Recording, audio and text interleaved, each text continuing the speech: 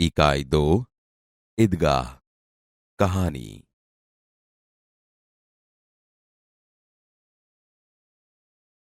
कहानी का श्रवण कीजिए।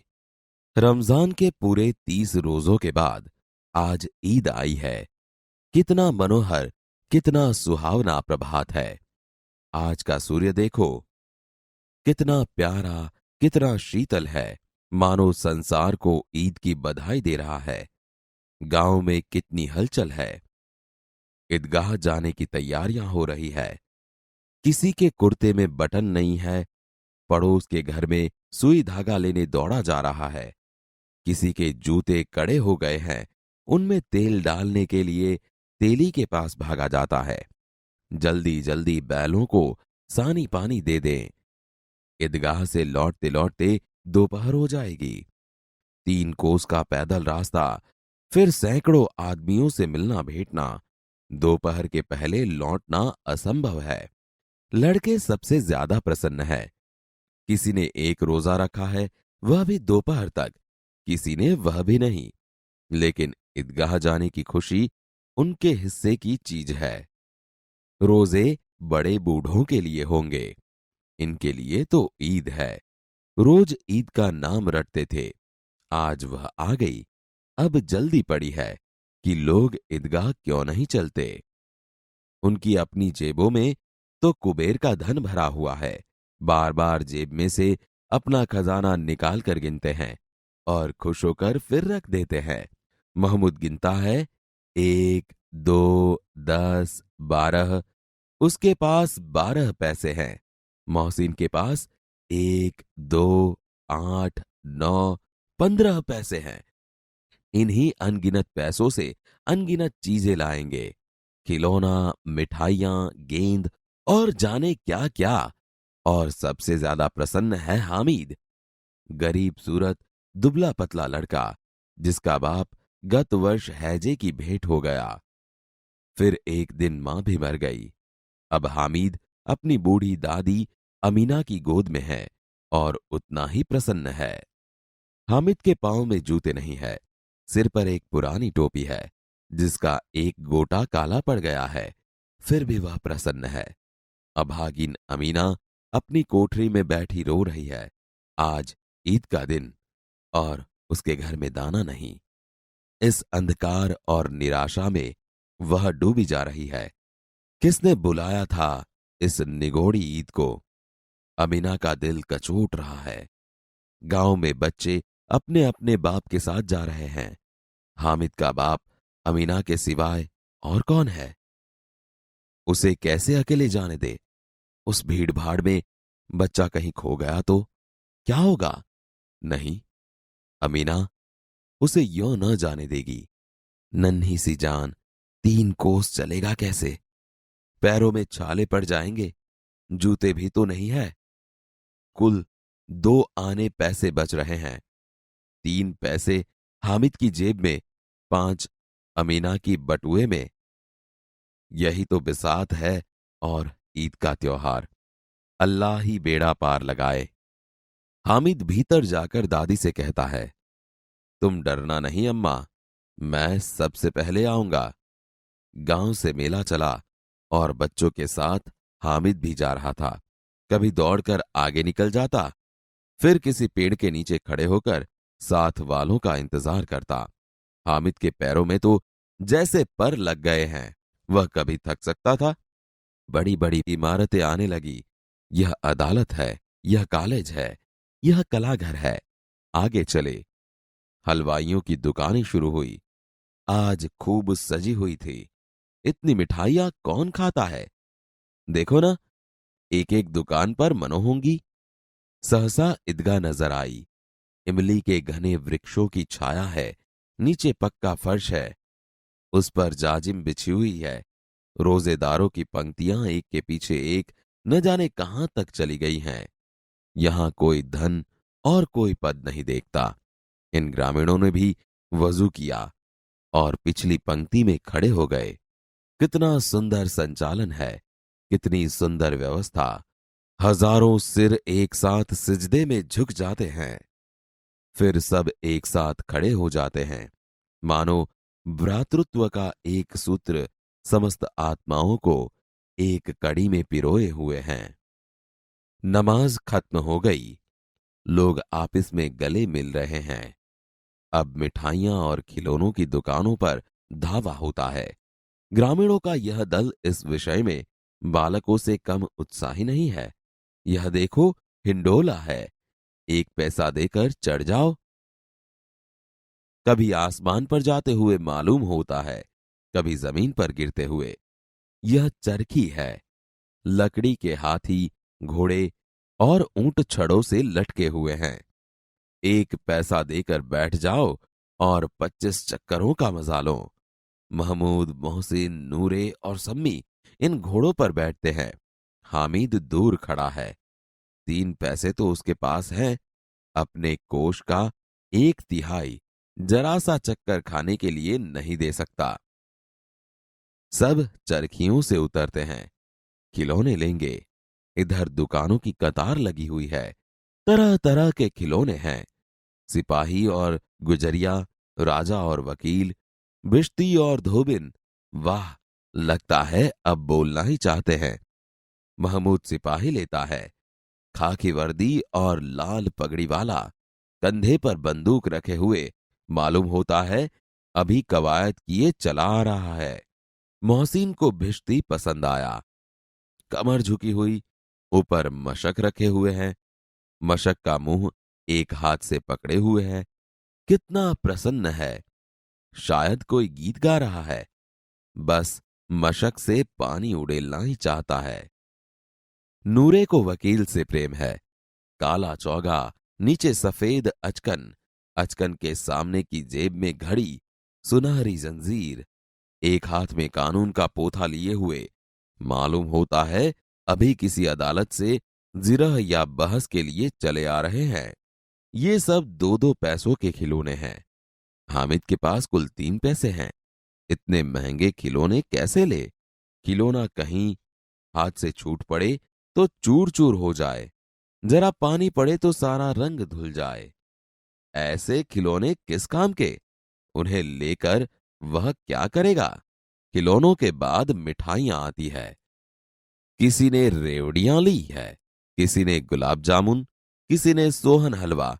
मजे से खा रहे हैं। हामिद बिरादरी से पृथक है। अभागे के पास 3 पैसे हैं। क्यों नहीं कुछ लेकर खाता? ललचाई आंखों से सबकी ओर देखता है। मिठाइयों के बाद कुछ दुकानें लोहे की चीजों की हैं, कुछ गिलट और कुछ नकली गहनों की। लड़कों के लिए यहां कोई आकर्षण नहीं है। वे सब आगे बढ़ जाते हैं। हामिद लोहे की दुकान पर रुक जाता है। कई चिमटे रखे हुए हैं। उसे ख्याल आया दादी के पास चिमटा नहीं है। तवे से रोटियां उतारती है तो हाथ जल जाते हैं। अगर वह चिमटा ले जाकर दादी को दे तो कितनी प्रसन्न होंगी। फिर उनकी उंगलियां कभी न जलेंगी। घर में एक काम की चीज हो जाएगी। खिलौने से क्या फायदा? व्यर्थ में पैसे खराब होते हैं। जरा देर ही तो खुशी होती है। फिर तो खिलौनों की ओर कोई आंख उठाकर नहीं देखता, या फिर घर पहुंचते पहुंचते टूट फूट कर बर्बाद हो जाएंगे। चिमटा कितने काम की चीज है। रोटियां तवे से उतार लो, चूल्हे में सेंक लो। कोई आग मांगने आए तो चटपट चूल्हे से आग निकालकर उसे दे दो। अम्मा बेचारी को कहाँ फुर्सत है कि बाजार जाएं, और इतने पैसे ही कहाँ मिलते हैं। रोज हाथ जला लेती है। हामिद के साथी आगे बढ़ गए हैं। सबील पर सब शरबत पी रहे हैं। देखो, सब कितने लालची हैं। इतनी मिठाइयां ली, मुझे किसी ने एक भी न दी। उस पर कहते हैं, मेरे साथ चलो, मेरा यह काम करो, मेरा वह काम करो। अब अगर किसी ने कोई काम करने को कहा तो पूछूंगा, खाएं मिठाइयां? आपका मुंह सड़ेगा, फोड़े फूसियां निकलेंगी, आप ही जबान चटोरी हो जाएगी। तब घर से पैसा चुराएंगे और मार खाएंगे। अम्मा चिमटा देखकर मेरे हाथ से लेंगी और कहेंगी, मेरा बच्चा अम्मा के लिए चिमटा लाया है, कितना अच्छा लड़का है। इन लोगों के खिलौनों पर कौन इन्हें दुआएं देगा? बड़ों की दुआएं सीधे अल्लाह के दरबार में पहुंचती है और तुरंत सुनी जाती है। मेरे पास पैसे नहीं हैं तो क्या, मैं गरीब सही, किसी को कुछ मांगने तो नहीं जाता। उसने दुकानदार से पूछा, यह चिमटा कितने का है? 6 पैसे लगेंगे। हामिद का दिल बैठ गया। फिर भी बोला, ठीक ठीक बताओ। ठीक ठीक, 5 पैसे लगेंगे। लेना है तो लो, नहीं तो चलते बनो। हामिद ने कलेजा मजबूत करके कहा, 3 पैसे लोगे? और वह आगे बढ़ गया ताकि दुकानदार की घुड़कियां न सुने। लेकिन दुकानदार ने घुड़कियां नहीं दी, बुलाकर चिमटा दे दिया। हामिद ने उसे इस तरह कंधे पर रखा मानो बंदूक है। फिर शान से अकड़ता हुआ संगियों के पास गया। मोहसिन ने हंसकर कहा, यह चिमटा क्यों लाया बुद्धू? इसका क्या करेगा? हामिद ने चिमटे को जमीन पर पटक कर कहा, जरा अपना भिस्ती तो जमीन पर गिराओ, सारी पसलियां चूर चूर हो जाएं बच्चों की। महमूद बोला, तो यह चिमटा कोई खिलौना है? हामिद, खिलौना क्यों नहीं है? अभी कंधे पर रखा बंदूक हो गई, हाथ में ले लिया फकीरों का चिमटा हो गया। चाहूं तो इससे मंजीरे का काम ले सकता हूं। एक चिमटा जमा दूं तो तुम लोगों के सारे खिलौनों की जान निकल जाए। तुम्हारे खिलौने कितना ही जोर लगाएं, मेरे चिमटे का बाल भी बांका नहीं कर सकते। बहादुर शेर है मेरा चिमटा। सम्मी ने खंजरी ली थी, प्रभावित होकर बोला, मेरी खंजरी से बदलोगे? 2 आने की है। हामिद ने खंजरी की और उपेक्षा से देखा, बोला, मेरा चिमटा चाहे तो तुम्हारी खंजरी का पेट फाड़ डाले, बस एक चमड़े की झिल्ली लगा दी। ढब ढब बोलने लगी, जरा सा पानी लग जाए तो खत्म हो जाए। मेरा बहादुर चिमटा आग में, आंधी में, तूफान में बराबर डटा रहेगा। चिमटे ने सभी को मोहित कर लिया, लेकिन अब पैसे किसके पास धरे हैं? फिर मेले से बहुत दूर निकल आए हैं। धूप तेज हो रही है, घर पहुंचने की जल्दी है। बड़ों से जिद करे तो भी चिमटा नहीं मिल सकता। हामिद है बड़ा चालाक, इसलिए उसने अपने पैसे बचा रखे थे। औरों ने 3-3, 4-4 आने पैसे खर्च किए, पर कोई काम की चीज न ले सके। हामिद ने 3 पैसों में रंग जमा लिया। सच ही तो है, खिलौनों का क्या भरोसा, टूट फूट जाएंगे। हामिद का चिमटा बना रहेगा बरसों।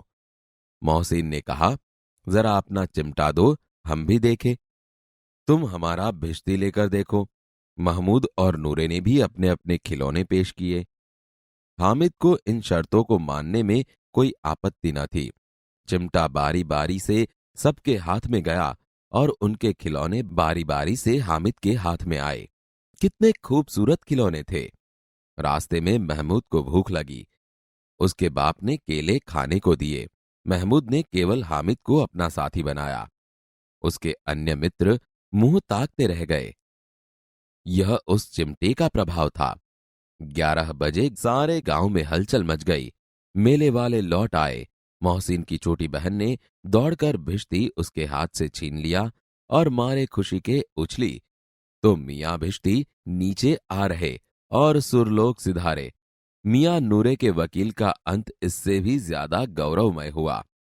वकील जमीन पर या ताक पर बैठ नहीं सकते, उनकी मर्यादा का विचार तो करना ही होगा।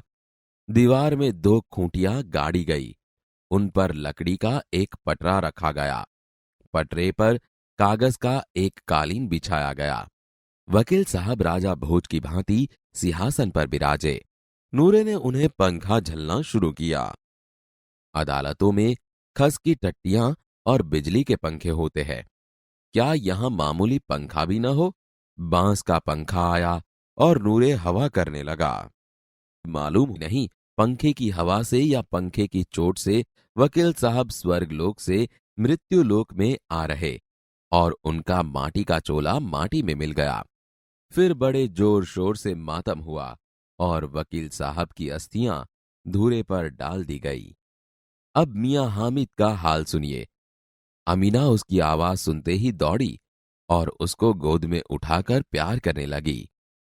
सहसा उसके हाथ में चिमटा देखकर वह चौंकी। बोली, यह चिमटा कहां से लाया? मैंने मोल लिया है। कई पैसे में? 3 पैसे दिए। अमीना ने छाती पीट ली।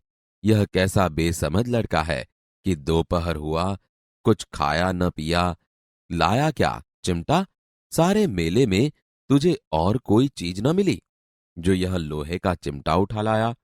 हामिद ने अपराधी भाव से कहा, तुम्हारी उंगलियां तवे से जल जाती थीं, इसलिए मैंने लिया। बुढ़िया का क्रोध तुरंत स्नेह में बदल गया। बच्चे में कितना त्याग, कितना सद्भाव और कितना विवेक है। दूसरों को खिलौने लेते और मिठाई खाते देखकर इसका मन कितना ललचाया होगा। इतना जब्त इससे हुआ कैसे? अमीना का मन गदगद हो गया। वह रोने लगी। दामन फैलाकर हामिद को दुआएं देती जाती थी और उसकी आंखों से आंसू की बड़ी बड़ी बूंदें गिर जाती थीं।